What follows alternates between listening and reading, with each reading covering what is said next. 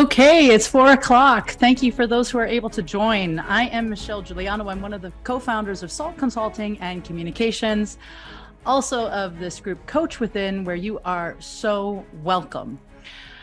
We wanted to make sure, I'll go ahead and stick in the comments that you do get yourself on the waiting list for the upcoming Integrity Works. We're here in week 6 now. It's only offered twice yearly. And so I wanted to make sure that you do click on that link when you come to this video and get yourself on the waiting list so that you can start practicing self-coaching. Today's conversation is a question from a client that Denise and I have about teaming and hiring and working with freelancers. And we just thought that it would be a really important question for so many small business owners, line managers, leaders, really anybody who is teaming professionally.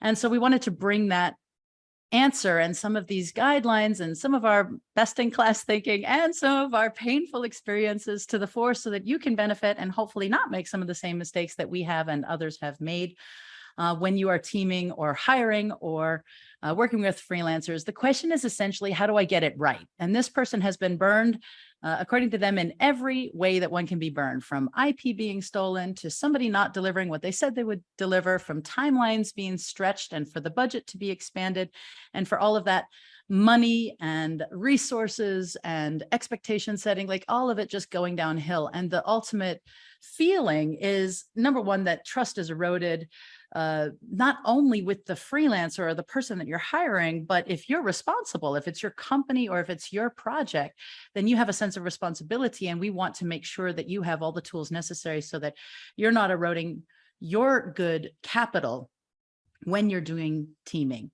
So we have 5 bullets for you really quickly. Number 1, be clear about who you are. And I'm sorry that we have to go back in order to go forward, but we really do, because so often when we're good at what we're doing, right, you get busy in providing that quality service or that quality product, expanding your market, expanding your reach. If you're a medium-sized company, you know exactly what we're talking about. We've gone through forming, storming, and now we're norming, and we're just charging forward. And actually, we can forget to take a look at our social media and our website and the content that's out there that defines us, and whether or not that's still legit. Does it communicate the value? Does it showcase trust? Do people know what you do and what product or service you're providing? And do they know what you stand for, right? So we have to step back in order to go forward. That's about messaging. That's about being clear in terms of, does the audience, do your viewers, do your followers, do your client customers, do your everybody across the supply chain, do your partners really understand what you do and why it is your value proposition is unique and tailored for you? So that's branding, products, services. When people understand your values, your mission, and what you do, that's the basis wherein we get a common language for recruiting.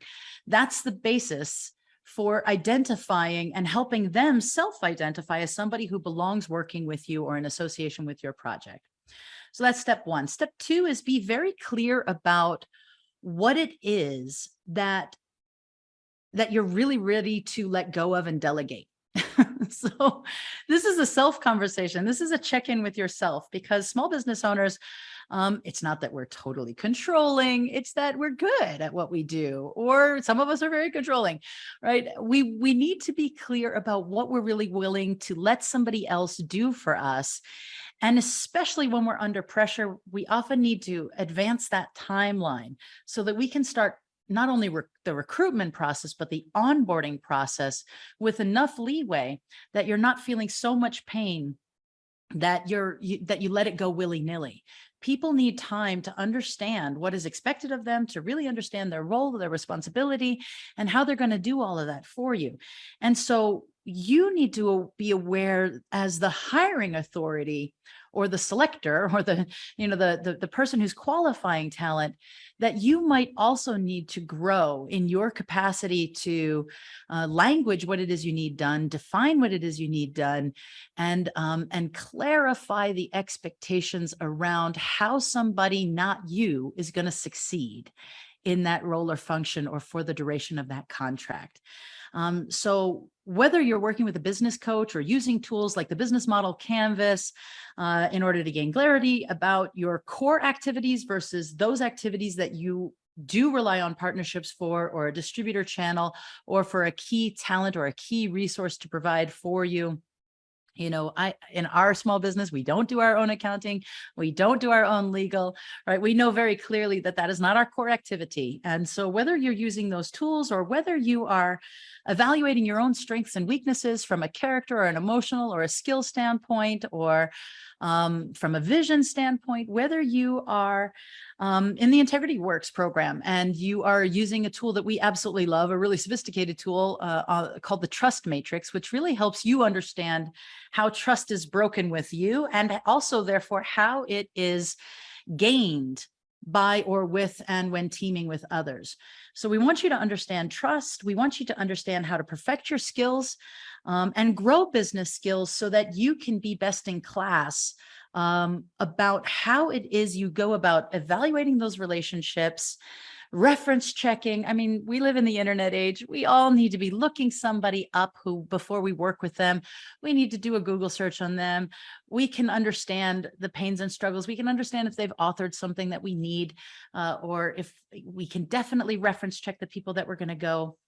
But on this bullet 2, in terms of what you're willing to delegate, have an honest conversation with yourself, because you're going to have to build trust with someone else, someone new, and that is also a letting go process. And all of that takes time. I think sometimes when we're seriously under pressure, we can get a little desperate and we can go to teaming too fast. And a business partnership like what I get to enjoy with Denise Nickerson, and I hope she with me, like we've been at it since 2015, we're having the time of our lives in our business partnership. But that is like a marriage, and it should not be entered into contractually without really knowing someone well, without testing and trying and understanding core competencies and the speed and the agility with which problems are handled, opportunities are tackled. It's really a personal choice. And just because you're hiring someone to take that work off of your desk does not mean that you are suddenly going to have buckets loads of time. You are adding a role, and that role is supervisor or manager, because you are still the stakeholder. You are still responsible for that task or that opportunity or that entire business unit or your business. And just because you onboard somebody and try to offload some of that work doesn't mean you don't need to have regular checkups and check-ins and understand how you would like to be communicated with by those folks so that you can track the work. Relationships take time and you deserve it. So stepping, back, step 1 is, what are you communicating out and is it clear? Number 2, what are you willing to delegate? And number 3 is really about always being prospecting. We practice meaningful networking in every community that we run, Denise and I, and we want you to always be on the lookout for your ideal teaming members and your ideal partners. That means you're asking people from other industries, who do they know and who are they working with? And for a specific skill or what, right? That you're willing to outsource for someone else. Be always in recruiting mode. Understand your core values and how you operate and your needs. When we understand our haves, we can also understand our needs, and our needs don't need to stress us out. They can be a to-do list, and we can go and get our needs met.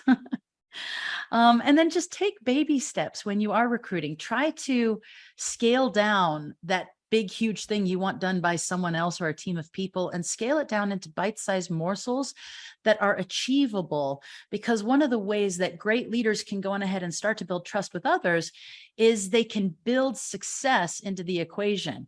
Make it simple enough, doable enough, explainable enough, bite-sizable enough that people are going to succeed with you time and time again. And then as trust builds, as celebration grows with the good vibe of getting things done, you can expand your willingness to risk a bigger project or a bigger ask or a longer timeline with someone that now you know a lot better than at the beginning. So looking for those early wins and opportunities to celebrate success makes teaming with you fun. So number 4 is really that test and try, that ability to think about what is the shortest, smallest way that somebody can get engaged with me and my company so that I can get something offloaded, more free time for my core activities or the things that I'm best at or the things that I prefer or the strategic thinking and operational tasks that my business really needs from me.